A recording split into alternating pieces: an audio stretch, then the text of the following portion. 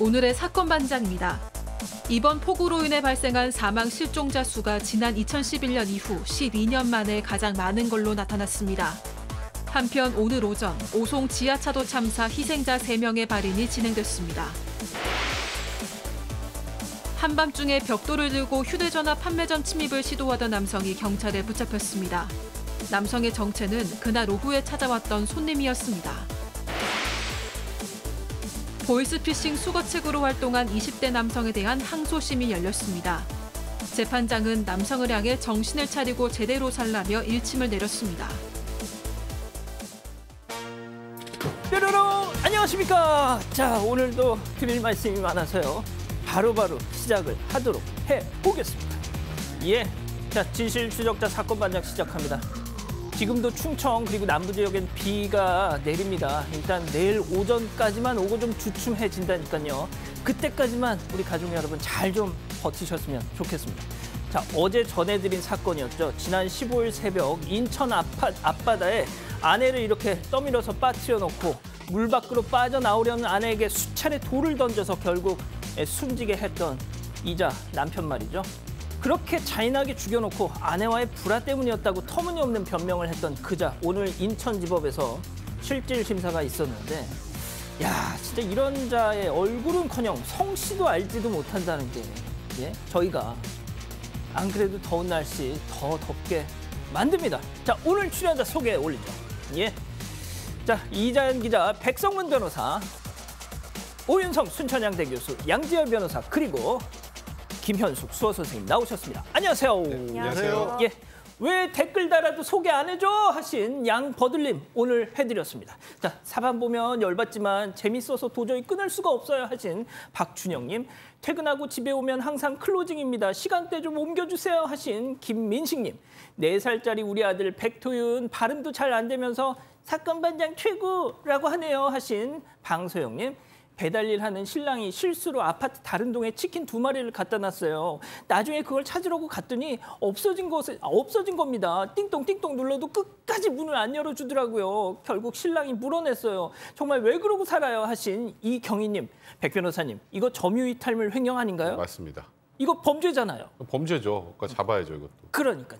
자, 그리고 서봉규님, 김병국님 모두 사랑합니다. 자, 재미는 물론 의리로 함께하는 아싸사반 뉴스 6반! 예, 대한민국과 전 세계 동포 가족 여러분의 시선을 모아서 출발합니다.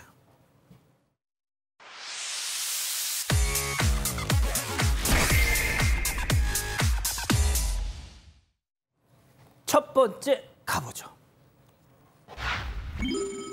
배달된 찜닭 실종 사건. 또 무슨 배달 실종? 어제는 생닭 5마리 훔쳐간 할머니 사건 전해드렸는데 오늘은 찜닭입니다. 자, 그럼 내일은 닭강정일까요? 일단 영상으로 만나보시죠. 자, 어느 주택가 한 노인이 손에 커다란 흰 봉지를 든 채 걷는데요. 바로 어느 집 앞에 배달됐던 찜닭을 저렇게 들고 가는 겁니다. 영상이 좀 짧습니다만, 그러니까 저 노인이 훔쳐간 게 누군가 배달시켰던 찜닭이라는 거잖아요. 그렇습니다. 이 사연을 작성해서 온라인 커뮤니티에 올리신 분에 따르면 본인이 이제 퇴근 시간에 맞춰서 이 닭집에 전화를 했답니다. 내가 6시쯤 가니까 그때 좀 맞춰주세요. 이런 식으로 부탁을 했고, 그 식당에서도 알았습니다. 그때 맞춰드릴게요. 라고 했는데 마침 좀 배달이 일찍 왔대요. 30분 정도. 근데 또 그 배달하러 오신 분이 거기 30분 서 있을 수 없으니까 그냥 대문 앞에 두고 가세요. 라고 하고 퇴근해서 집에 와보니까 없는 거예요. 없어. 근데 마침 옆에 이제 옆집에 CCTV가 있어서 그걸 돌려보니까 아하. 저 장면이 찍힌 겁니다. 그러니까 폐지 주는 어르신이 리어카를 끌고 가다가 말고 돌아오셔서 다시 찜닭을 들고 간 거예요. 또 사정을 얘기를 했더니 그 찜닭집 사장님이 저희가 좀 잘못한 게 있으니까 다시 만들어 드릴게요. 또 다시 보내줬대요. 그래서 아이고야. 먹긴 먹었는데 네. 먹고 나니까 또 가게 사장님한테 죄송하잖아요. 그렇죠. 그리고 또 저 어르신도 좀 사연은 있겠지만 이건 잘못이니까 이러면 안 되겠습니다라고 하고 이 사연을 올린 겁니다. 아니 요즘 닭 훔치는 게 뭐 유행인가요? 진짜 왜 저러고 살아? 그러니까 제가 어제 그 생닭 5마리 훔쳐간 2분 소개해드렸는데 지금 나가네요. 네, 저 2분 검거됐습니다. 진짜요? 네, 저 사건 반장에 나가면 금방 잡혀요. 그리고 나중에 그 사정을 듣고 용서를 해주셨대요. 저 생닭 주인 분이. 근데 제가 말씀드리고 싶은 건 잡고 용서를 해주는 게 맞습니다. 저런 행동을 하고 걸리지 않으면 또 해요. 맞습니다. 그리고 죄의식도 별로 없으신 것 같고. 그럼요. 오늘 사연 같은 경우도 분명히 사정은 있을 것 같습니다. 굉장히 힘들고 배고파서 가져가셨을 수도 있지만 그렇다고 다른 사람의 음식을 저렇게 들고 가는 건 명백한 절도 행위입니다. 그래서 저도 개인적으로 생각할 때 경찰이 일단 저분 확보하고 그 이후에 저런 행동을 하면 처벌을 받을 수 있다는 건 명확하게 고지를 좀 해주셨으면 좋겠습니다. 자, 여기서 중요한 거 일단 사건 반장의 영상을 보내시면 된다는 겁니다. 자, 다음 이어가죠. 뛰어봤자 손바닥. 이게 무슨 얘기일까요? 영상으로 만나보시죠. 자, 검은 점퍼 남성 금은방에서 목걸이 시착해봅니다. 살까 말까 만지작거리기만. 자, 주인이 그때 시선을 들고 튀어. 자, 그런데 잠시 후 반팔.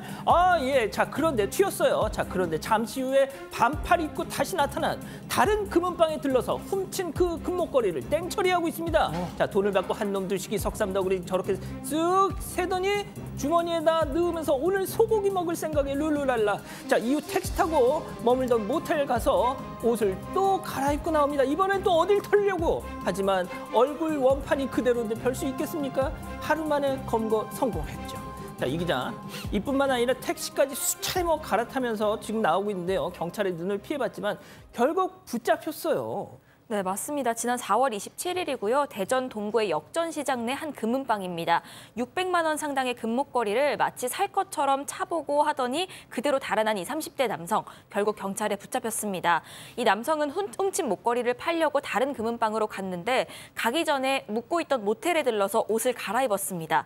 또 판 뒤에는 또 새 옷을 구입해서 다시 갈아입었습니다. 이뿐만이 아니라 택시를 6차례 갈아타는 등 좀 굉장히 나름대로는 치밀한 수법으로 경찰 눈을 피하려고 노력을 했는데 경찰이 금은방 주인 진술 또 CCTV 추적 이런 걸 통해서 하루 만에 검거를 했습니다. 이 경찰은 범인이 동종전과로 최근에 교도소에서 출소를 했는데 그 이후에 그 대전 지역에 있는 모텔 전전하다가 돈이 떨어지면서 이번 범행을 계획한 것으로 보인다 이렇게 얘기를 했고요.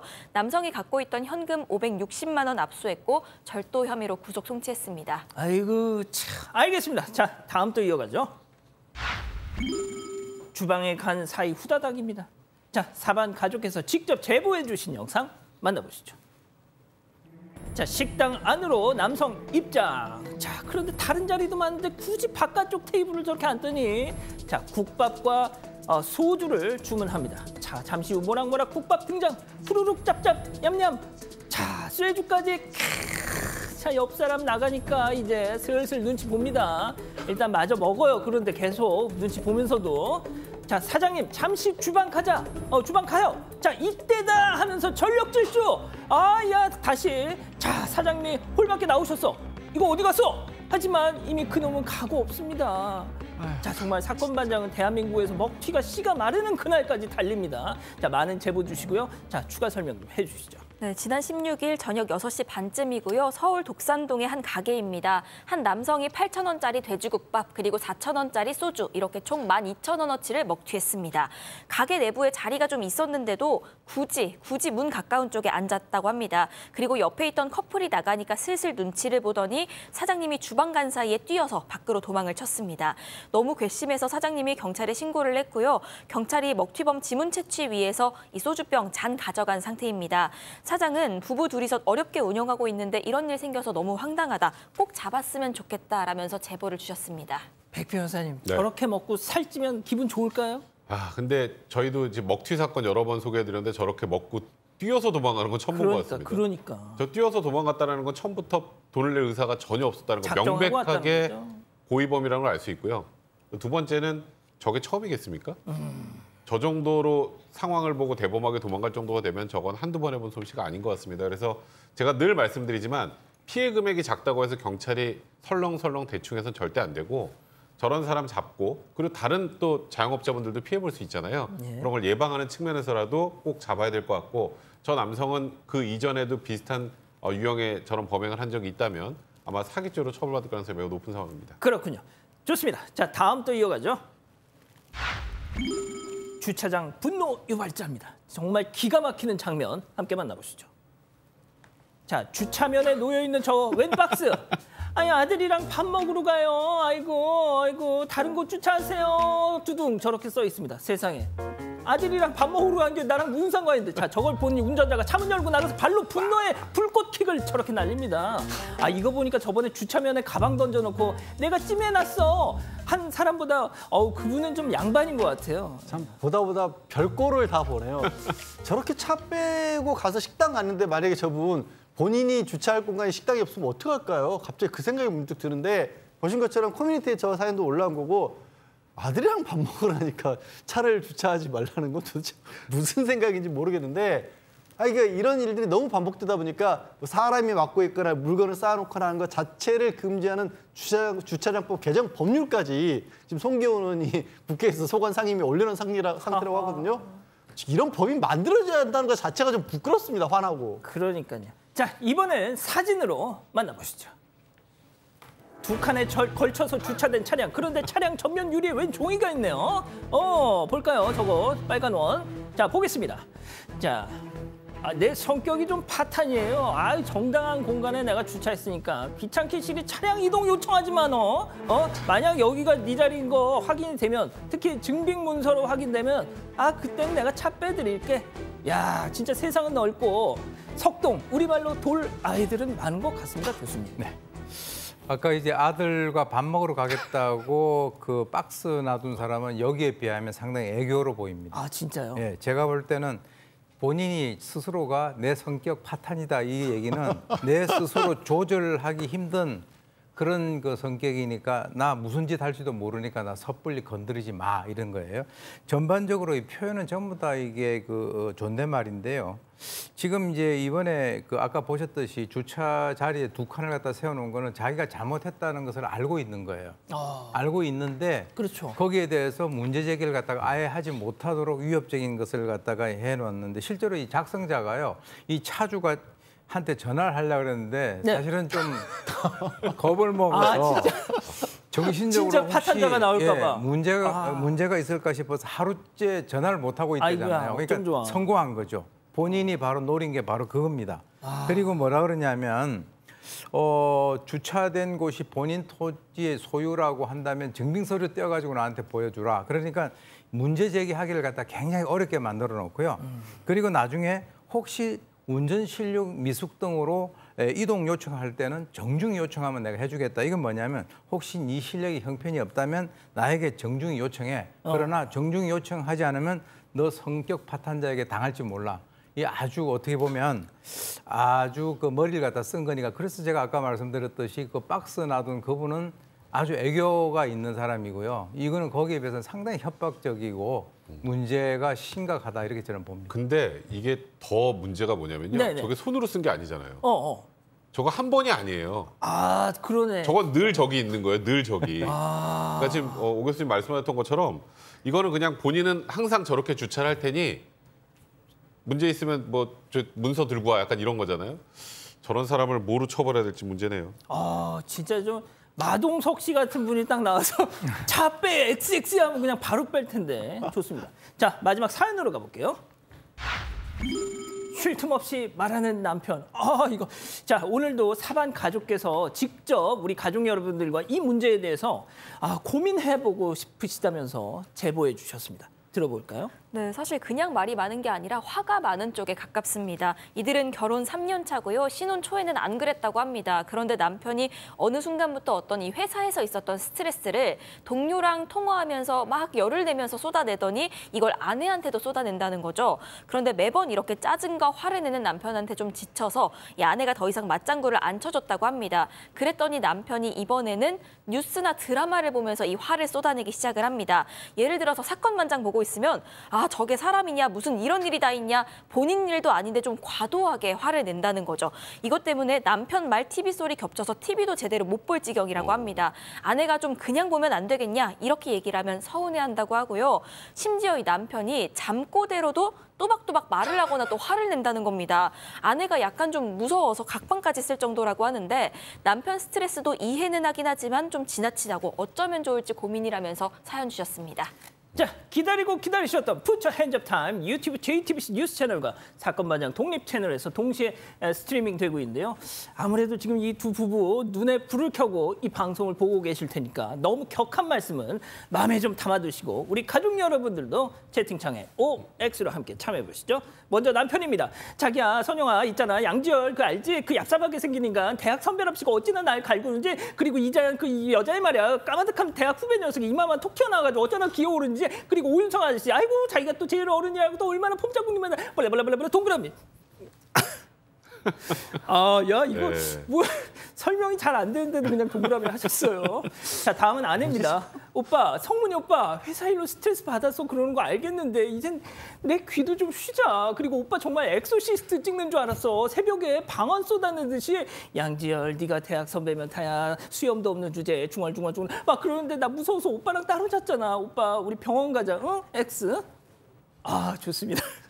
자, 일단 우리 대학 선배 양지열 변호사님. 저 수염이 굉장히 많은 편이에요. 문제를 깔끔하게 해서 그렇지. 그나저나 저는 X를 든 이유가 네. 진짜로 저분이 걱정이 돼서 들었어요. 그러니까 남편 말 들어준다고 들어주기만 하면 되지라고 그냥 있기에는 상태가 좀 많이 심각한 것 같아요. 자면서 말을 또박또박 저렇게 말씀을 하실 정도면 지금 보고 계실 텐데. 상담을 본인도 저는 그냥 이게 스트레스 받아서 이렇게 풀면 돼라는 정도가 아닐 것 같고요.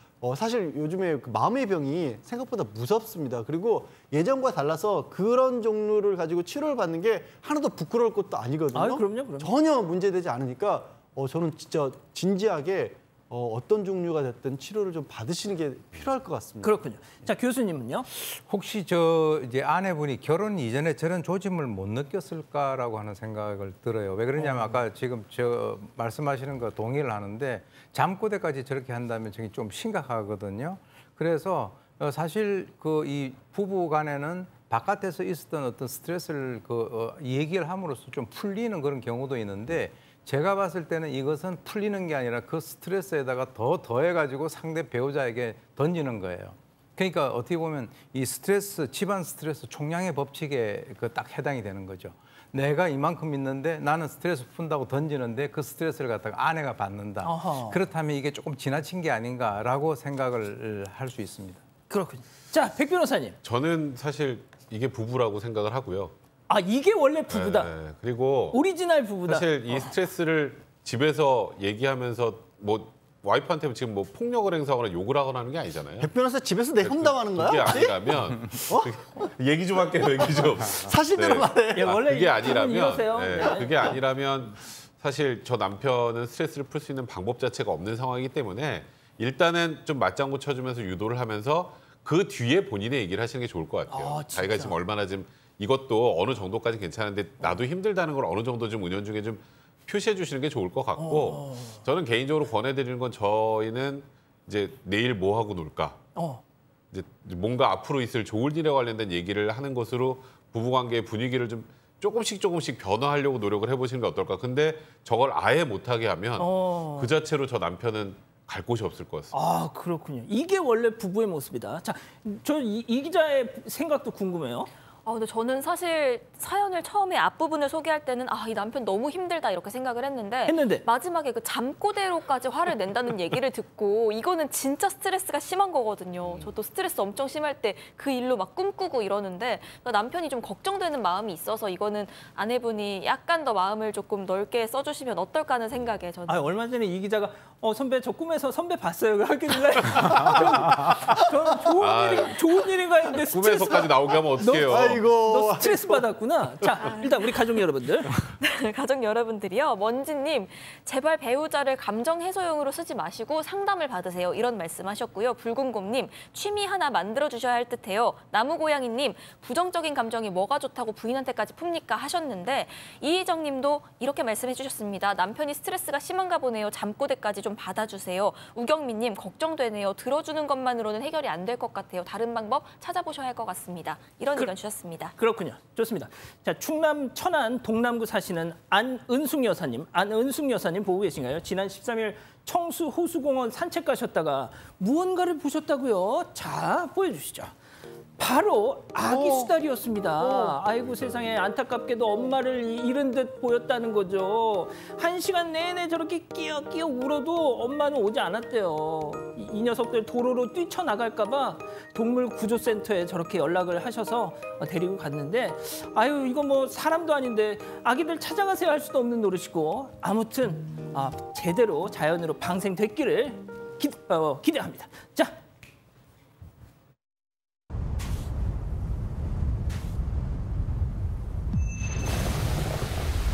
시간이 흐르면 뼈 건강은 되돌릴 수 없다는 상식. 이제 빈틈없는 뼈 건강 케어로 뼛속을 단단하게.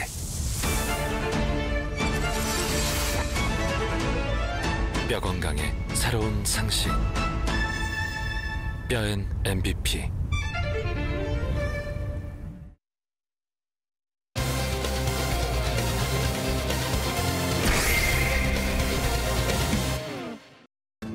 이번 폭우로 발생한 사망 실종자 수가 지난 2011년 이후 12년 만에 가장 많은 걸로 나타났습니다. 한편 오늘 오전 오송 지하차도 참사 희생자 3명의 발인이 진행됐습니다. 현재까지 상황을 정리합니다. 자, 오늘 오후에도 계속해서 확인이 됐더라고요. 네, 일단 지금까지 확인된 사망자가 44명입니다. 이 중에 22명이 경북 지역에서 나왔는데 당장 오늘 오후에만 하더라도 3시 반에 한 60대 남성의 시신이 경북 예천군에서 발견이 됐다. 이런 속보가 나왔습니다. 그런데 이 남성의 신원이 나는 자연인이다라는 프로그램에 출연했던 장병근 씨로 추정이 되고 있습니다. 앞서 지난 15일에 산사태 때문에 장 씨가 살던 곳이 전부 휩쓸려가는 변을 당했는데요. 장 씨와 함께 살던 아내는 얼마 뒤에 그 집 인근에서 시신으로 발견이 됐습니다. 이어서 장 씨도 시신으로 발견이 된 상황이고요. 이번 집중호우 때문에 전국의 사망 실종자 수가 현재 50명 넘어가고 있는 상황입니다. 이것은 12년 만에 최대 피해로 추정이 되고 있습니다. 자, 이번 폭우로 돌아가신 분들의 영면을 일단 기원해 드리면서요. 무엇보다 이 오송 지하차도 747 버스를 몰았던 그 운전 기사님. 저는 이게 다 승객들을 구하고 또 들어가셨다는 거예요. 네, 맞습니다. 또 한 분의 의인에 관련된 소식을 저희가 전해드려야 될 것 같은데요. 이 버스가 이제 사고 당시에 지금 보시는 것처럼 전체 길이 685m 지하차도 중에 이제 한 430m 터널 구간을 거의 다 빠져나온 상태에서 이제 공평리 쪽에서 지하차도 들어왔다가 터널 나와서 이제 오송리 쪽으로 가야 되는 그 상황에서 이제 순식간에 미호강 흙탕물이 넘쳐서 이제 침수가 된 그런 상황이었는데요. 이제 버스 기사분께서 이제 구조 활동했다는 사실이 처음으로 알려진 것은 버스에 탑승했던 20대 여성 사망자가 친구와 나눈 마지막 통화 내용을 통해서도 어느 정도 확인이 됐습니다. 이 여성의 외삼촌이 지난 16일과 한 언론 인터뷰에서 한 내용인데요. 마지막으로 통화한 친구 말을 들어보니까 버스 기사분께서 당시 물이 들어오니까 손님 빨리 탈출하세요. 창문 깨트릴 테니까 탈출하세요라고 했다고 하는데 그 이후에 연락이 끊겼다라고 설명을 했습니다. 이후에도 버스에 물이 찬 순간 이 버스 기사분이 시민들의 탈출을 돕기 위해서 창문을 깼다 이런 증언들이 속속 나오고 있습니다. 버스 기사 이 씨의 도움으로 승객 4-5명이 구출된 것으로 지금 알려진 상황인데요. 예. 이분 운전 경력만 무사고 10년의 베테랑이셨습니다. 끝까지 본인의 책임을 다하고 시민을 구조하고 안타깝게 돌아가신 고인의 명복을 빌겠습니다. 자, 첫 번째 사건 체크포인트 짚어보죠. 그렇습니다. 많은 정말 의인들이 나오셨어요. 교수님이 조금만 더 소개해 주시죠. 예, 침수 당시 한 그 제보자가 이런 얘기를 했습니다. 허우적대고 있는데 그 네이비 색깔 티셔츠를 입은 남자분이 자기 손을 끌어가지고 난간까지 올려줬다 이렇게 해서 이 남색 셔츠를 입은 바로 이분이 그야말로 이 생존자를 포함해서 물 속에 떠내려가는 시민 3명을 구조한 것으로 알려졌는데요. 이 이제 인터뷰 내용이 이 인터넷에 퍼지면서 그 사람의 어떤 그 네이밍이 남색 셔츠 의인이다 이렇게 이름이 붙었습니다. 그런데 나중에 이제 수소문 끝에 이제 신상이 밝혀졌는데요. 그분이 바로 정평군청의 공무원으로 근무를 하고 있는 정영석 씨입니다. 그래서 이제 이 정 씨 같은 경우는 본인도 이 차량 지붕으로 급하게 올라갔는데 아주머니 한 분이 자기 올라오지 못하고 살려달라 이렇게 얘기를 해서 끌어올렸고요. 그리고 이제 이 생존자들과 함께 철제 구조물을 붙들고 간신히 이제 밖으로 나오게 됐는데 이 실제로 이제 인터넷상에 떠도는 것이 바로 이 그 정영석 씨의 손이 벌겋게 벗겨져서 상처가 난 그 손이었습니다. 그래서 이 정 씨 같은 경우는 현재 병가를 내고 휴식을 취하고 있는데요. 아마 이 정신적 트라우마도 상당할 거라고 저는 생각이 듭니다. 자, 그런데 저분도 다른 누군가의 도움으로 저 난간 위에 올라가셨다는 거잖아요. 저분도 처음에는 이제 스티로폼이나 나무 판자 이런 것들을 붙잡고 간신히 물에 떠 있었는데 그때 화물차 기사분이 또 도와줘서 꺼내줬다고 합니다. 근데 그 화물차 기사분은 지금 확인된 건 아니고 이전에 이미 그 목숨 세 명의 목숨을 구한 걸로 알려진 화물차 기사 유병조 씨로 추정이 되고 있다고 해요. 유병조 씨는 이 물이 차오르니까 자기 화물차 창을 끼고 지붕에 있다가 또 거기 차에 이제 사이드미러에 여성분이 매달려 있어서 건져내고 또 남성 2명도 그런 식으로 같이 구조했던 분인데 그분이 이 정 씨도 구한 게 아닌가 그렇게 얘기가 되고 있습니다. 예. 아, 저렇게 정말 물이 차 있는 그 지하차도 난간에 이렇게 얼마나 정말 무서우셨을까요? 예. 자, 이 기자, 오늘 희생자들에 대한 발인이 있었죠? 발인식이. 네, 오송 지하차도 참사 희생자 3명의 발인이 있었습니다.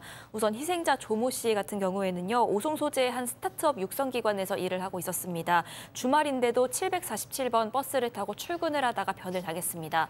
조 씨 같은 경우에는 이 생전에 이태원 참사, 또 세월호 참사 이런 어떤 사회적 재난에 대해서 꾸준히 애도를 표해왔다고 합니다. 그래서 시민들의 안타까움을 더 자아내기도 했고요. 또 다른 희생자 20대 대학생 안모 씨입니다. 친구들이랑 여름 휴가를 보내려고 오송역에 가다가 변을 당했고요. 이 끝까지 안 씨의 친구들이 옆을 지켰습니다. 마지막 희생자 70대 여성 조모 씨의 발인도 조용하고 엄숙하게 진행이 됐습니다. 자, 교수님께 여쭙고 마지막으로 좀 정리를 하겠습니다. 이 오송 참사, 참 제가 말이죠. 이태원 참사든 또 이렇게 뭐 그런 대형 인명사고를 볼 때마다 이게 왜 이게 참 이제 그 안전 불감증이라는 얘기 같은 게 이제 정말 모든 사람 뇌리에 인이 박힐 법도 한데 왜 이렇게 그냥 그 위기를 다 소홀히 했다가 이런 인재를 낳는지 정말 이게 그냥 너무 답답해요. 진짜 저는 솔직히 이런 사고 소식을 다루는 게 너무 개인적으로 정말 싫은데 말이죠. 예? 그러니까 이제 실제 자기 지역에서는 그런 일이 발생이 되지 않을 것이다. 그러니까 그 소위 얘기해서 나는 예외다라고 하는 이런 생각이 굉장히 컸던 것 같습니다. 그래서 이번에도 참사 발생한 곳에서의 관리 주체는 충북도인데요. 또 이제 홍수라든가 재해가 발생이 됐을 때 교통 통제를 하는 그 책임은 바로 이 도로법에 따라서 해당 도로 관리를 맡고 있는 이 관청이 1차 판단을 해야 되는데 뭐 이런 개념이죠. 이미 이 비가 온다라고 하는 것은 다 지금 예보가 돼 있었던 것이고 적절한 시점에 이제 지하차도의 그 차량 통행을 통제를 했었다면 이번 참사를 갖다가 막을 수 있었다라고 하는 이런 가정법이라고 하는 것이 나올 수 있는데 실제로 이제 그 매뉴얼대로도 제대로 하지도 않았고요. 특히 이제 청주시 같은 경우는 이 지하차도가 속해 있는 이 바로 508번 지방도가 이 충북도 관할이다. 통상 관할로 이렇게 책임을 넘기잖아요. 그래서 위험 정보도 공유를 하지 않았었고 또 이제 사고 발생 20분이 경과한 바로 오전 9시가 돼서야 오송업으로부터 연락을 받고 지하차도가 침수된 사실을 그때 알았다는 거죠. 그리고 심지어는 이 사고 발생 9분이 지난 시각에 강내면에서 미호강을 따라서 건너가지고 오송역으로 향하는 이제 도로가 침수되니까 지금 이 사고가는 이쪽으로 우회를 해라라고 하는 그런 그 안내까지도 있었다라고 하는 겁니다. 그러니까 제가 봤을 때는 이 하이니 법칙을 얘기하기도 정말 이제 민망한 그런 상황이 아닌가라고 생각이 들고요. 방금 말씀하셨던 대로 그야말로 이것은 우리 사람들이 뻔히 오는 것을 갖다가 알고 있으면서도 서로 관심 없이 책임을 넘기고 우리 지역에서는 그런 일이 발생이 안 될 것이다라고 생각을 했기 때문에 이렇게 많은 인명피해가 났다라고 저는 봅니다. 예, 아무튼 다시 한번 고인들의 삶과 명복을 빌면서 일단 첫 번째 사건 정리하고요. 두 번째 사건 이어갑니다.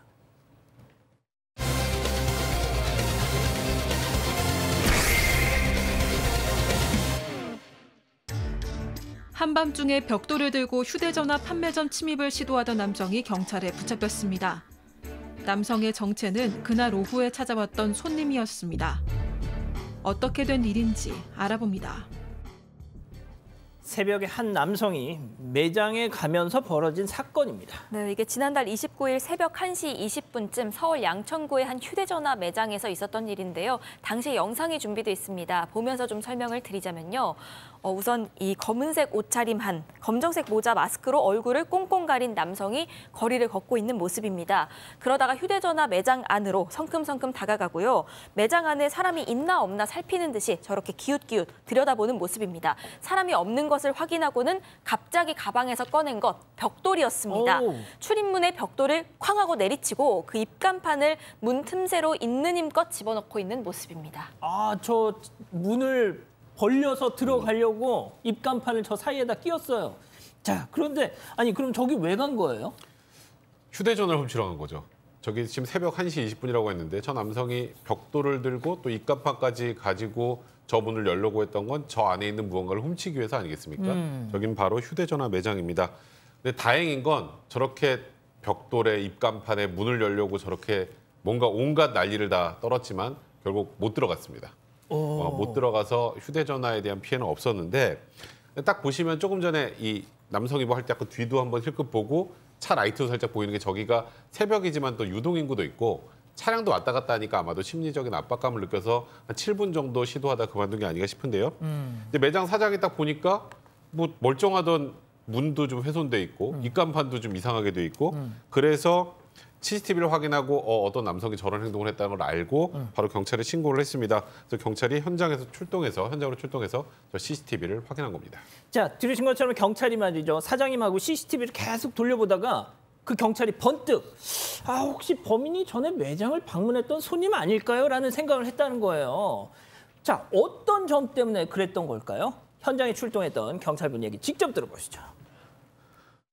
저희가 CCTV상 피해자가 범행 도구를 미리 준비해오고 가게와 주변 지리를 잘 알고 있는 것으로 보아 이제 계획범죄라고 판단되어 혹시 사장님께 특별히 의심가는 사람이 없었나 확인해 보았습니다. 벽돌을 그 범행 당시에 가방에서 꺼내서 이제 가게 문을 파손하려고 하거든요. 그리고 바로 뭐 주변을 탐문하거나 이런 게 아니라 범행 장소를 바로 이제 당당하게 걸어오거든요. 이미 이 가게의 존재에 대해서 알고 있고 이 가게 내부 사정에 대해서 너무 잘 알고 있는 것으로 보여서 미리 방문을 했었겠구나 생각해서 혹시 손님들 중에 한 명이지 않을까 생각했습니다. 자, 경찰의 저런 얘기를 들은 사장님. 자, 곰곰이 생각하더니 불현듯 이런 말을 했습니다. 체크포인트 짚어보죠. 그 손님 했다는 겁니다, 교수님. 예, 그렇습니다. 지금 방금 보니까 이 경찰 수사관이 그 CCTV를 보면서 분석을 한 것이 상당히 그 경험과 촉이 있다 저는 이렇게 생각이 드는데요. 실제로 이제 그렇게 물어봤는데 그때 바로 이제 이 업주가 이제 한 사람을 떠올렸습니다. 왜 그러냐면 침입 시도가 있기 7시간 전에 와서 다른 것을 물어보는 게 아니라 고가의 휴대전화를 구매하기 위해서 방문했던 바로 그 손님이 있었다는 것을 기억을 한 건데요. 그래서 이제 지금 그 당시에 그 CCTV를 갖다 확인을 해보니까 그 7시간, 아까 이제 걸어오던 그곳과 7시간 매장 방문한 남성, 똑같아요.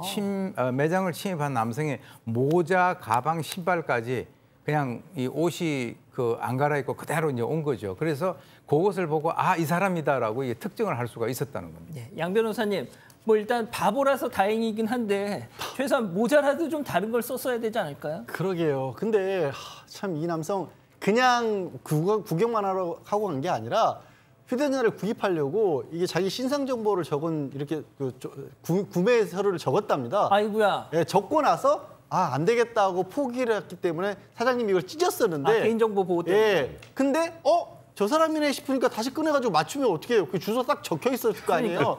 경찰이 찾아가 CCTV 보니까 바로 잡힌 건데 저는 좀 답답하고 화가 나고 안타깝기도 한 게 이게 포기한 이유가 비싼 휴대전화라서 나 빚도 많고 돈이 없으니까 포기하고 집에 들어갔다가 그럼 매장을 털어야겠다는 생각을 했다라는 거예요. 그렇죠. 아니 요즘 휴대전화 얼마나 다양한데요. 왜 그 빚도 많고 쪼들리고 있는 사람이 저렇게까지 해서 결국 경찰에 잡힙니까?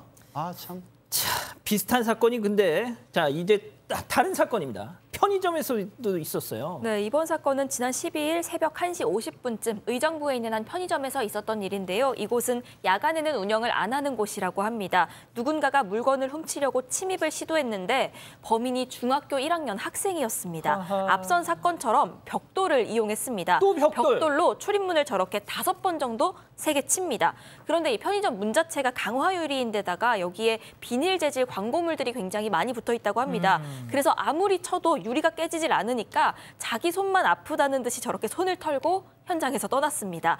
편의점 사장님에 의하면 이 비닐 재질 광고물이 손으로 찢어도 잘 안 찢어지는 재질이라고 합니다. 그런데 아침에 와보니까 뭔가 쥐파먹은 것처럼 여기저기 찢어져 있고 또 흔적들이 바닥에 떨어져 있고 문에는 벽돌 가루 같은 게 떨어져 있는 것을 보고 이거 누가 침입하려고 시도했구나라고 바로 알아차렸다고 합니다. 자, 딱 봐도 어린 친구죠. 편의점 사장님 저 영상을 보고 나서요. 단독 범행이 아닐 것이다. 직감을 했다고 합니다. 왜? 너무 어리니까. 자, 사장님 얘기 직접 한번 들어보시죠. 처음 장면을 보면은 이 범행을 저지른 사람이 이렇게 손을 흔드는 인사를 하는 장면이 있어가지고 이거는 이제 혼자 할 수도 있겠지만 뭐 다른 사람의 지시를 받았을 수도 있다. 이런 생각이 들었고 벽돌을 들고 있는 거 봐서 즉흥적인 게 아니라 완전 이제 마음을 먹은 사전에 계획이 된 거라고 느꼈죠. 그 옆에 정육점 CCTV를 보면은 그 영상 속에 찍힌 사람 한 명의 걸음걸이가 제가 많이 본 걸음걸이의 학생이었고 머리 스타일이 저희 가게에 이제 담배를 사러 왔던 사람이었었어요. 야, 사장님이 거의 사설 탐정 수준이세요. 저는 경찰이 설명하는 줄 알았어요. 지금 설명을 들으면서. 현재 경찰이 브리핑하는 느낌이었거든요. 예. 근데 지금 저희도 영상을 봤지만 누군가 이렇게 손짓을 하잖아요. 그러니까 사장님, 저거는 누가 다른 사람이 있구나 해서 그 앞에 정육점이 있답니다. 거기도 CCTV가 있어서 그 사장님한테 이 영상 좀 보여주세요. 이렇게 말씀을 드렸더니 그 영상에 3명이 찍혔던 겁니다. 3명이 찍혔고 지금 전에 들으신 것처럼 그중에 한 학생을 알아보겠다라는 거죠. 그래서 경찰에 신고를 했는데 그리고 정도 이틀 정도 지났을 때 그 3명 중에 한 사람을 또 편의점이니까 자주 지나는 학생들이 있을 거 아니에요. 그 3명 중에 한 사람이 아는 학생을 또 알아보신 거예요. 눈썰미도 굉장히 좋으세요. 그래서 이거 사건을 설명하고 야 이런 일이 있었다라면서 이 영상을 보여주니까 그 학생이 문자를 꺼내서 보여주랍니다. 그리고 그 문자에 또 새로운 사실이 들어있었습니다. 어떤 새로운 사실이요? 그러니까 저 범행을 실제로 한 친구는 중학교 1학년입니다. 중학교 1학년이면 우리가 딱 떠오르는 단어가 하나 있죠. 네, 촉법. 네, 그리고 저 학생은 나는 하기 싫은데 시켜서 어쩔 수 없이 한다는 그런 취지의 문자였다고 합니다. 일단은 편의점 사장님의 주장은 제가 보니까 거의 경찰 다 되신 것 같아요, 이분은. 고등학생들은 처벌받으니까 촉법 소년인 중학교 1학년을 이용해서 이런 범행을 한 것 같다. 이거는 현재 편의점 사장님의 주장인 거고요. 이 부분에 대해서 이제 경찰이 수사를 하고 있는데 이게 사실이라면 본인들이 직접 범행을 저지르지 않았지만 이 중학교 1학년을 시켜서 범행을 하게 한 것이라면 교사범입니다. 그리고 교사범이라면 정범하고 똑같이 처벌되기 때문에 중학교 1학년 학생은 처벌받지 않겠지만 이 시킨 게 사실이라면 이 학생들은 처벌받을 수 있는 상황입니다.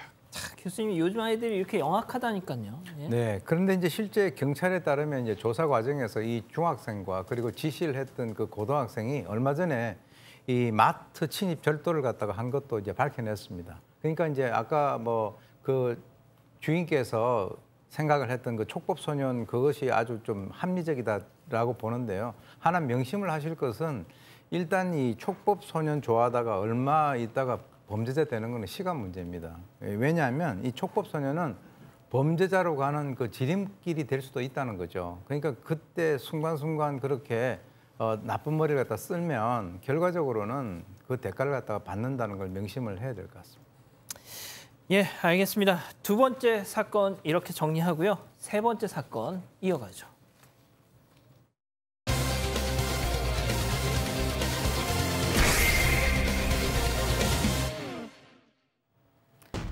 비가 내리던 지난 13일 한 20대 남성은 항소심 선고를 위해 또다시 법정에 섰습니다. 이 남성, 쉬운 일로 고액을 벌 수 있다는 유혹에 그동안 보이스피싱 범죄 조직에 가담해 왔습니다. 대출업체 직원 행세를 해오면서 여러 피해자들을 속였고 무려 1억 원 이상의 피해금을 가로채서 조직에게 전달했던 건데요. 그런데 항소심을 맡은 판사가 앞으로는 제대로 살라며 크게 호통을 치더니 징역 1년 8개월 실형을 살게 되는 원심을 깨고 집행유예를 선고합니다. 재판부가 이렇게 판단을 돌린 이유는 무엇이었을까요? 자, 보이스피싱 전달책이었던 것 같은데요. 자, 22살짜리 젊은 청년이죠.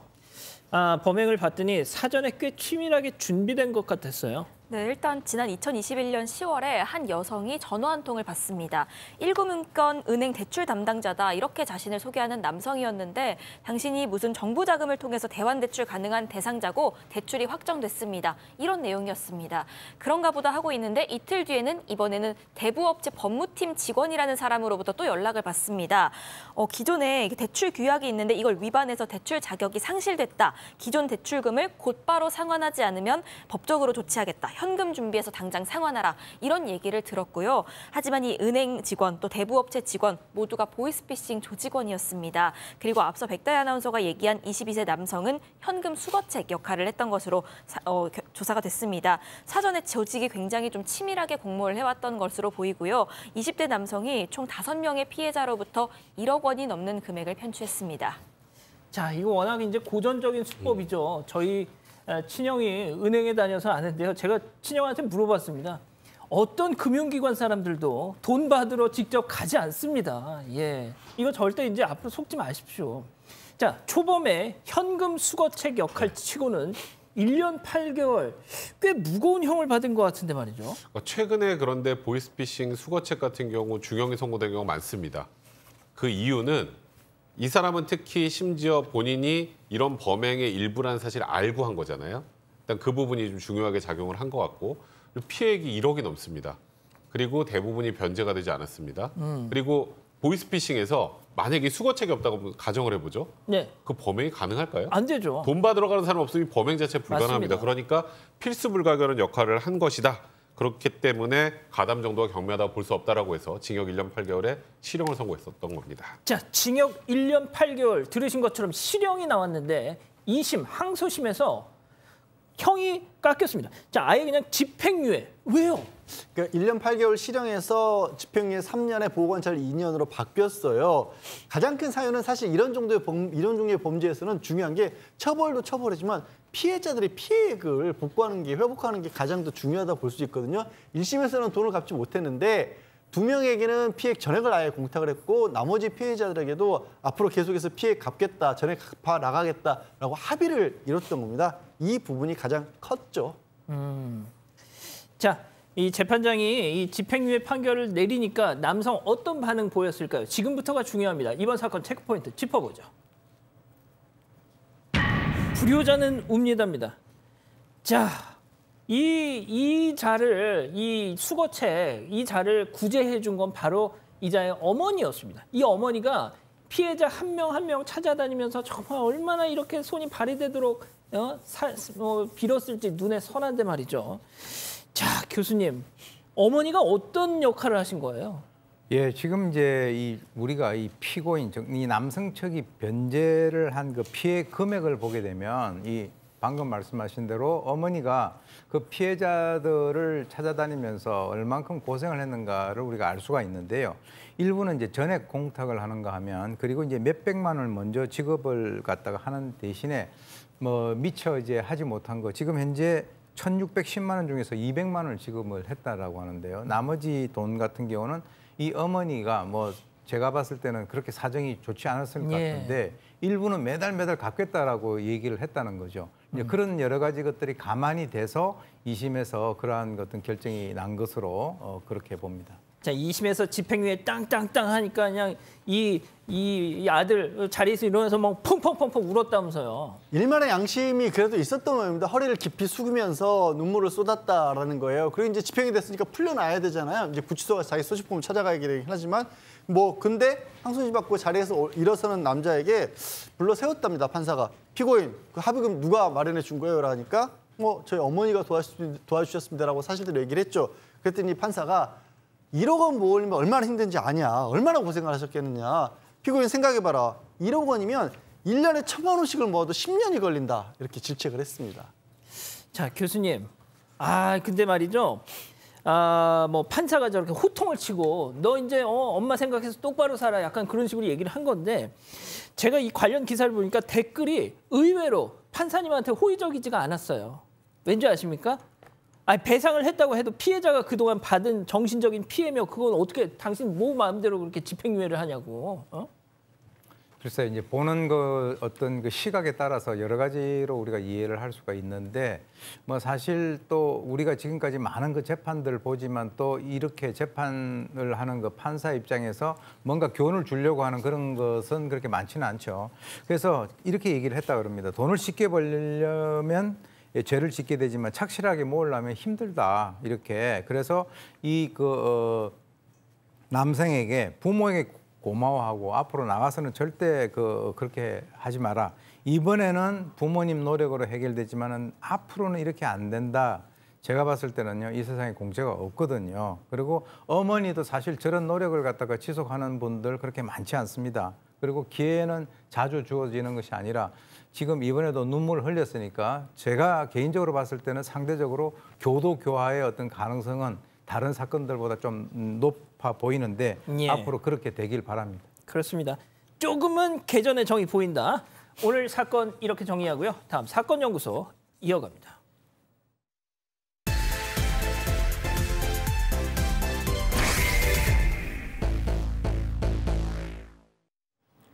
(22년) 전 한 대학 교수와 그 아내는 경기도 용인 산자락의 조용한 전원주택가에 터를 잡고 살고 있었습니다. 그날도 여느 때와 다를 바 없는 평범한 하루였습니다. 하지만 밤이 깊은 시간, 이 집으로 조용히 숨어든 불청객들. 얼마 지나지 않아 괴한들은 안방에 있던 부부와 마주쳤고 흉기를 휘두른 뒤 다급히 집을 빠져나갑니다. 어떻게든 신고를 하려던 교수는 문 밖에서 그만 정신을 잃고 마는데요. 1시간 뒤 신문배달부가 신고를 했지만 집안에 있던 아내는 이미 숨진 뒤였습니다. 그리고 교수는 15년 만에 법정에서 범인을 마주하게 됩니다. 오늘 사건연구소의 키워드는 15년 만에 잡힌 범인, 교수 부인 살인사건입니다. 지금 프리젠테이션에서 사건 발생 15년 만에 피해자 교수가 법정에서 범인을 마주하게 됐다라고 하는데 어떻게 해서 이렇게 오랜 시간이 걸렸던 걸까요? 자, 2001년 사건이 있었던 그날 당일 밤으로 한번 가보죠. 네, 일단 사건이 일어난 곳이 경기도 용인시입니다. 지금은 기흥구로 바뀌었는데 당시 행정구역상으로는 구성읍에 해당하는 곳인데요. 여기에 전원주택들이 모여있는 마을이 있었습니다. 2001년 6월 28일 새벽 4시가 넘은 시간에 이곳에 한 2층짜리 단독주택에 웬 괴한 2명이 침입을 했습니다. 이 집에 살고 있던 게 50대 의대 교수 그리고 그 아내였는데 잠을 자던 부부가 인기척 느끼고 깨어난 겁니다. 괴한들이 부부를 마주치자마자 흉기를 휘둘렀고요. 부부 모두가 다리 쪽을 공격당했습니다. 교수가 안간힘을 다해서 집 밖으로 나왔지만 정신을 잃고 쓰러졌고 새벽 5시가 넘어서 신문배달부가 왔다가 이걸 발견하고 신고를 했습니다. 교수가 병원으로 옮겨졌는데 중상을 입었지만 목숨만은 건졌고요. 하지만 교수의 아내는 허벅지 쪽을 찔리면서 과다출혈로 결국 목숨을 잃었습니다. 교수님, 이게 무슨 일이 벌어진 거예요? 도대체? 글쎄요. 지금 이제 일단 이 사건만 보게 된다면 다리 쪽을 두 사람 다 공격을 했다라고 하는 거. 그래서 그 당시 이제 수사팀 같은 경우는 몇 가지를 이제 지적을 합니다. 다리 쪽을 공격을 했고, 물론 이제 피해자 한 분 같은 경우는 나중에 결과적으로 이제 돌아가시긴 했지만, 그리고 이제 부부하고 딱 마주쳤을 때 금품을 요구를 하지 않고 바로 흉기를 사용해서 공격을 했다는 거죠. 그래서 이게 혹시 이게 금품 목적이 아닌 게 아닐까라고 생각도 했고. 원한 관계. 네, 그러니까 이제 어떤 뭐 흉기만 휘두르고 바로 이제 도망을 간 것으로 봐서는 그 사람들이 직접적으로 어떤 그 원한 관계가 있는 것이 아니라 혹시 뭐 청부를 받아가지고 뭐 겁을 준다든가 이렇게 하는 그 과정에서 피해자가 한 명이 사망한 것은 아닐까 이렇게 이제 판단을 했는데 좌우관이 이제 수사 초기 단계에서는 그 현장에 있는 여러 가지 어떤 사항들을 놓고 과연 어떤 방향으로 수사를 해야 될 것인가 하는 그런 단계이기 때문에 여러 가지 어떤 그 추정이 가능합니다. 야, 이게 일단 원한 관계 아니면 청부 세상에. 자, 이게 2001년입니다. 그리고 당시 구성읍이에요. 지금은 기흥구로 바뀌었지만 전원주택 단지면은 지금도 그런데 CCTV가 오죽했겠냐고요. CCTV가 아예 없었어요. 아이고. 아예 없었고 집 안에도 이게 범인들이 누군지 알 수 있을 만한, 짐작할 수 있을 만한 그런 단서도 하나도 없었던 겁니다. 결국에는 이제 경찰이 이른바 저인망식 수사로 바꿔서 하나하나 다 뒤져보기 시작했는데 일단 한 가지 생각해본 게 범인이 둘이니까 그럼 이들끼리 뭐 이렇게 전화라도 하지 않았을까? 그래서 인근 기지국 휴대전화 사용한 사람들 다 뒤졌는데 네. 거기서도 의심 가는 사람이 아예 없었고요. 그 과정에서 이 부부가 이사하는 과정에서 이유다 살짝 다툼이 있었다 이런 얘기가 있어서 또 조사를 해봤는데 역시 거기서도 의심 가는 점을 찾지 못했습니다. 아, 원한 관계 아닌가 싶어서 불편했던 이웃을 수사해봤는데 그것도 아니었다. 자, 그러면은 이거 어떻게 단서를 좀 잡을 수 있어요? 사실 저 당시에 수사를 하면서 별 소득이 없었습니다. 그래도 6년간이나 수사를 지속하다가 2007년도에 미제 사건으로 분류돼서 사실상 수사가 종료가 됐던 거죠. 근데 아시는 것처럼 이제 살인죄 공소시효가 폐지가 되고 나서 14년이 지나서 경찰이 다시 이 사건을 수사하기 시작을 합니다. 근데 참 이게 무슨 드라마에나 나올 법한 그런 상황이긴 한데 2001년 당시에 이 사건을 수사하던 수사팀 막내가 이 재수사 팀장으로 돌아오게 됩니다. 아, 진짜요? 그래서 현장에서 꼼꼼히 그 당시 기록들을 다시 한번 찾아보기 시작하게 된 겁니다. 야, 진짜 막내로 이 수사를 하다가 솔직히 이게 미제 사건으로 분류가 됐으니까 얼마나 경찰관으로서 재직하는 내내 찜찜했겠습니까? 뭔가 좀 막힘. 자, 그런데 이게 다시 팀장을 맡으면서 복귀를 합니다. 그리고 공소시효까지 폐지가 되면서 재수사를 시작합니다. 자, 15년 만에 범인들 중 한 명을 붙잡을 수 있었습니다. 자, 그 범인의 당시 모습 보고 가시죠. 정말 죄송합니다. 정말 속죄하며 살겠습니다. 정말 피해자분들한테 정말 죄송합니다. 자, 속죄 같은 소리 하고 있네요. 자, 15년 동안 정말 쥐 죽은 듯이 꽁꽁 숨어 살다가 지금 잡혔습니다. 예. 네, 이게 그 재수사팀이 당시 그 대상에 올랐던 인물들, 그러니까 2001년에 수사했던 그 인물들을 하나하나 다 다시 살펴봤습니다. 그러다가 조금 이상한 점이 잡혔던 건데요. 네. 14년 전에 진술 기록이 남아 있어서 이걸 살펴봤는데 그 사람한테 다시 연락을 한 겁니다. 근데 말이 바뀐 정황이 있었습니다. 이 인물 같은 경우엔 당시 사건 직후에 현장 주변에서 누군가와 통화한 기록이 있었던 인물입니다. 그 당시에 2001년에 그때 누구랑 통화하신 거예요? 이렇게 물어봤을 때 이 사람이 얘기했던 게 내가 휴대전화 판매점에서 일하는 사람인데 뭐 사업상 목적으로 고객이랑 통화를 했습니다. 이렇게 답을 했습니다. 이 진술이 기록으로 그대로 남아 있는데 2015년에 다시 한번 그때 그 통화 그리고 그 통화 상대에 대해서 물어보니까 나 그 사람 전혀 모르는 사이다. 이렇게 강하게 얘기를 했던 겁니다. 와, 교수님, 제가 진짜 이 사건에서 가장 감동을 받았던 게 이 대목인데요. 그때 앞서 백 변호사님이 저인망 수사를 했다고 했잖아요. 5천 명을 털었다고 제가 들었는데 정말 그 사건 기록을 다시 이렇게 리뷰를 하면서 누가 통화했냐? 그냥 사업상의 목적으로 내 고객이랑 통화를 했던 거다. 응?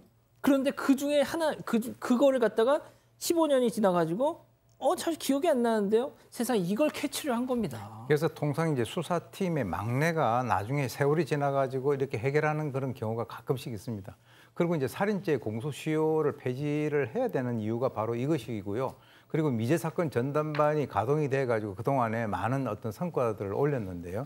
지금 이제 실제 이 범인의 입장에서는 사실 그동안에 시간이 흘렀기 때문에 자기에게 재수사가 올 거라고 생각을 안 하고 있어가지고 갑자기 이렇게 툭 쑤시니까 허를 찔린 거죠. 그래서 실제로 이제 경찰이 물어보니까 모르는 사람이다라고 했는데 경찰이 이제 그렇게 호락호락하지 않죠. 그래서 그 통화 상대 근황도 조사를 했는데요. 14년 전에 통화를 했던 그 상대가 김모 씨인데 2015년 재수사 당시에는 교도소에 들어앉아 있었다는 거예요. 그래서 좀 더 조사를 해보니까 이 두 사람이 이게 서로 모르는 사람일 리가 없다는 건데 왜냐하면 이 두 사람이 1999년 12월부터 2001년 2월까지 1년 3개월 동안 같이 교도소 감방 동기로 있었다는 겁니다. 그러니까 이 사건이 발생된 게 2001년 6월 28일이니까 이 사람들이 나오고 한 넉 달 정도, 서너 달 정도 지나서 발생이 된 건데 그러니까 이 감방 동기를 갖다가 모를 리가 없다. 그거는 모를 수 없는 사람을 모른다라고 얘기했기 때문에 이 얘들이 뭔가 숨기는 것이 있다라고 볼 수밖에 없는 그런 상황이었죠. 야, 백 변호사님. 네.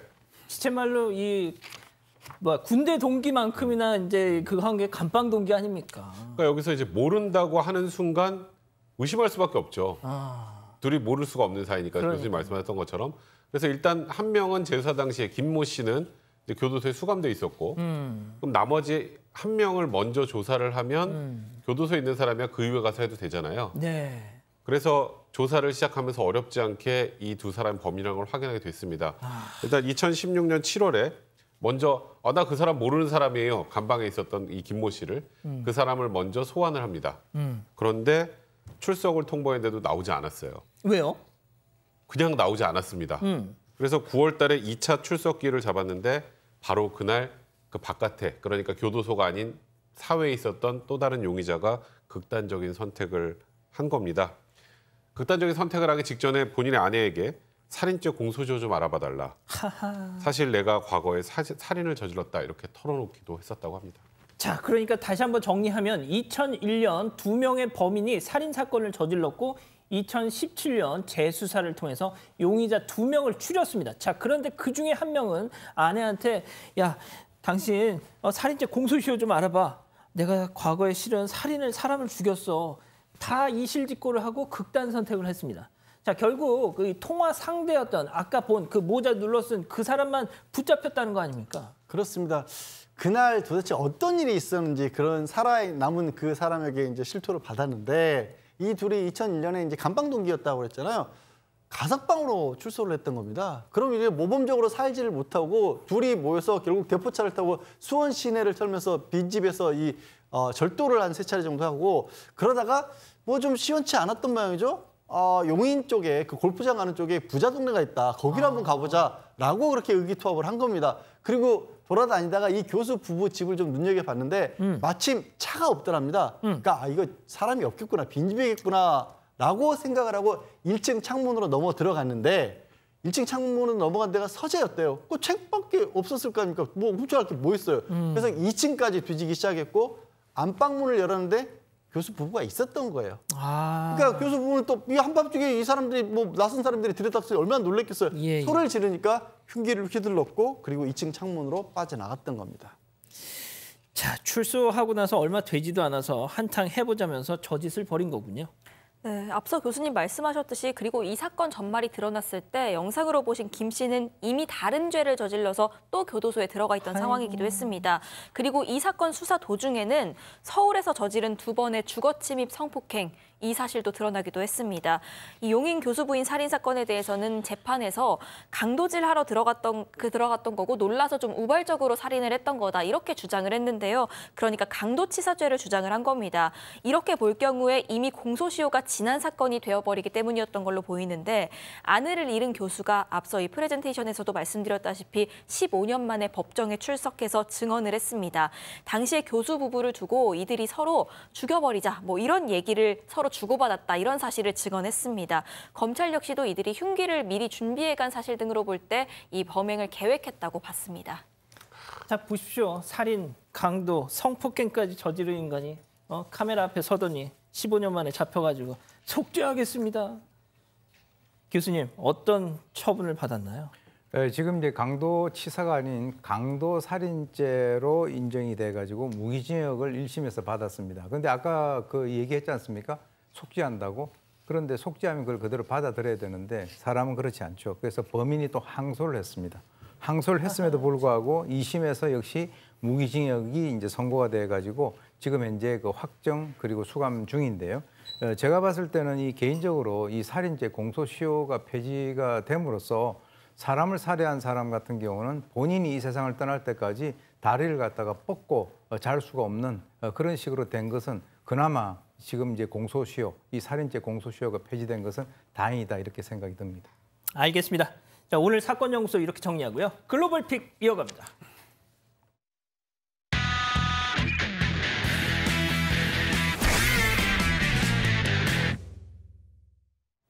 자, 오늘 첫 번째 픽 호주로 가보시죠. 천천히 달리고 있는 차 앞으로 차 한 대가 갑자기 저렇게 칼치기 하듯이 끼어듭니다. 연이어 또 다른 차도 빠른 속도로 들어오는데요. 뒤따르던 차가 그만 빠른 속도를 이기지 못하고 휘청이더니 옆으로 미끄러지면서 저렇게 사고를 내고 말았습니다. 심지어 차가 돌진한 곳은 건널목이었습니다. 때마침 이곳을 지나던 두 행인이 가까스로 충돌을 피한 듯한 모습이 보입니다. 저걸 어떻게 피했어? 와. 이 미끄러진 차는 건널목 앞에 있던 표지판과 전화부스를 부순 후에 수풀을 뚫고 여러 차례 굴러서 뒤집힌 채로 멈춰섰습니다. 차 안에는 운전자와 동승자 이렇게 2명이 타고 있었는데요. 사람들의 도움으로 전복된 차에서 빠져나왔고 다행히 부상은 크지 않았다고 합니다. 와, 조상신이 도왔네요, 진짜. 네, 구조대는 장비를 동원해서 전복된 차를 세웠습니다. 어디 하나 성한 곳 없어 보이는 차를 견인해 갑니다. 차가 들이받은 인근 교회의 십자가는요, 뽑힌 채로 쓰러져 있고 전화부스도 산산조각이 났습니다. 사고 흔적을 수습하는 건 근처 주민들의 몫이었습니다. 이날 사고를 간신히 피한 행인은 다리를 다쳤다고 합니다. 병원으로 이송이 됐고요. 사고 차량 운전자와 동승자는 병원 이송을 거부했다고 합니다. 아이고, 자, 다음은 에콰도르로 가보시죠. 한 여성이 골목길을 걸어가고 있습니다. 그런데 여성 뒤로 오토바이 한 대가 다가옵니다. 여성은 자신의 앞에 멈춘 오토바이를 보고 도망치려고 하는데 역시나 오토바이 운전자 여성의 가방을 노리고 다가갑니다. 아이고. 결국 여성의 가방을 뺏어든 강도 황급히 오토바이에 올라타는데요. 그런데 이 장면을 모두 목격한 트럭 운전자가 있었습니다. 운전대를 꺾어서 그대로 오토바이를 들이받아 버렸습니다. 기분 좋아라. 이 넘어진 강도 재빨리 일어나서 오토바이를 세우려고 하는데요. 트럭 운전자 후진하더니 다시 한번 또 하고 돌진을 했습니다. 그리고 다시 오토바이를 세웠는데 어딜 도망가냐? 또 버렸습니다. 자, 이만하면 끝났겠지 싶었던 강도 훔쳤던 가방까지 두고요. 야, 그냥 달아나는데 성공을 했습니다. 하지만 트럭 운전자는 달아나는 강도를 향해서 심지어 후진으로 뒤쫓아가기까지 했습니다. 이제 이 정도 되면 불쌍합니다, 좀. 네, 걸려도 한참 잘못 걸려버렸던 거죠. 피해 여성은 떨어진 자신의 가방을 다시 챙겼습니다. 강도를 뒤쫓던 트럭은 현장으로 돌아와서 피해 여성을 살피는 모습입니다. 이 영상 퍼지면서 SNS상에는 영웅이 된 이 트럭 운전자, SNS를 통해서 망가진 차 모습을 올리면서 내 가족이라고 생각해서 해야 할 일을 했을 뿐이다 라고 전했습니다. 멋있다. 자, 다음은 중국으로 갈게요. 네, 무언가 사이로 한 남성의 뜨거운 시선이 느껴집니다. 자, 저 남성 눈도 한번 깜빡하지 않고 카메라를 계속해서 주시하는데요. 뭐야? 뭐예요, 저거? 무섭습니다. 자, 남성 있는 이곳 1, 2층 침대가 갖춰진 침대 열차입니다. 남성은 2층 침대에 엎드려 누워서 1층을 내려다본 건데요. 왜요? 그 1층엔 젊은 여성이 있습니다. 아유, 진짜. 1층에 자리 잡은 여성, 어디선가 뜨거운 시선이 느껴져 위로 올려봤는데 저 남성이 저렇게 소름 돋는 눈빛으로 쳐다보고 있었던 겁니다. 자, 눈을 마주쳐도 지금 보시는 것처럼 피하지도 않죠? 뚫어져라 쳐다보는 저 남성. 찍고 있는데 계속 보고 있는 거야. 저 1시간이나 저러고 있었던 겁니다. 미치겠다, 진짜. 왜 저러고 살아? 결국 여성 승무원에게 말하고 자리를 옮겼다고 합니다. 우리 관계자 얘기 한번 들어보시죠. 感到不舒服的话，可以问一下车上的车警。列车上的话是限制不了这个盯着人看，去问一下列车员，看车厢里面有没有空余的这个铺位。 하긴 쳐다만 보는 걸 뭐라고 할 수는 없겠네요. 이 영상을 본 누리꾼들 너무 무섭고 소름 끼친다. 이거 남녀 칸 나눠야 되는 것 아니냐? 이런 반응을 보였다고 합니다. 자, 다음은 최근 온라인에서 화제가 되고 있는 영상 함께 보시죠. 네, 아랍에미리트 전통의상 칸두라를 입은 한 남성이 두 남성을 이끌고 한 매장에 들어섰습니다. 이곳은 고급 외제차만 판매하는 곳이에요. 남성은 매장 여기저기를 휘저으면서 가장 비싼 차만 찾았다고 합니다. 영상 한번 보시죠. Hey, where boss? Boss, where? Go buy coffee. What is most expensive? The most expensive SF90. This? Yes. How much? 2.2 million dirham. I need more. I need expensive, brother. I don't need. Give me that Mercedes, okay? This Rolls Royce. No, take money, no problem. Keep the change. 야, 만수르 친구 아니에요? 한가득 들고 다니면서 거스름돈 필요 없어. 바로 이 남성. 살아있네. 250만 명의 팔로워를 가진 SNS 인플루언서였습니다. 아, 진짜? 근데 아무리 인플루언서라고 해도 몇 억짜리 차를 한꺼번에 3대씩이나 살 수 있을까 싶죠? 예. 바로 이런 컨셉을 가지고 중동의 호화로운 생활을 조롱, 풍자하는 영상을 연출했던 겁니다. 아, 한마디로 그건 그렇지. 페이크 영상이라는 겁니다. 아이고 진짜 아이고. 네, 이 영상 수백만 건의 조회수를 기록했고요. 남성은 이 매장뿐만 아니라 다른 매장에서도 이런 허세를 부려왔는데요. 돌연 두바이 경찰이 이 남성을 체포했다고 합니다. 진짜요? 왜? 남성의 영상이 여론을 선동하고 공익을 해친다는 이유에서였습니다. 자, 아랍에미리트에서는 국가를 반하거나 모욕하는 보도, 풍자, 일절 금지돼 있다고 합니다. 그러니 남성 영상이 당연히 문제될 수밖에 없었던 거죠. 영상 속 남성은 현재 구금된 상태고요. 예, 당국은 영상 속 매장 주인도 곧 소환할 예정이라고 합니다. 아, 좀 끝이 슬프네요. 마지막 픽 주인공 동물입니다. 미국으로 가보시죠. 네, 외출을 마치고 집에 돌아온 집주인의 눈에 누군가 한참 씹은 듯한 간식 껍질 하나가 발견이 됐습니다. 돌아서 보니까 카페 뒤에는 더 수상한 흔적들이 보입니다. 때마침 골든 레트리버 한 마리가 꼬리를 흔들며 보호자를 반기러 나오는데요. 그런데 보호자를 제대로 반기지도 않고 의자에 올라가 앉아있는 이 레트리버의 표정은 뭔가 심상치 않아 보입니다. 잡았다 요놈! 안절부절하면서 발을 동동 구르는데 보호자랑 눈이 마주치니까 건치를 씩 보이면서 억지 웃음을 지어 보입니다. 범인 찾을 필요도 없이요. 내가 범인이다 라는 표정이죠. 야, 귀여우니까 용서. 보호자와 눈을 마주치기만 해도 억지 미소를 장착해버리는 이 귀여운 레트리버의 모습에 주인은 단 몇 초 만에 즉시 용서를 해줬다고 합니다. 이 영상을 본 누리꾼들도 이 레트리버는 잘못 없다. 저 미소를 보고 어떻게 화를 내냐라면서 리트리버 편을 들었다고 합니다. 그렇군요. 알겠습니다. 자, 사랑하는 사건 반장 가족 여러분, 내일 오전까지만 잘 버티셨으면 합니다. 안전한 밤 보내시고요. 저희는 내일도 별이 6개 반, 4반 6반 저녁 6시 반에 다시 옵니다. 안녕히 계십시오.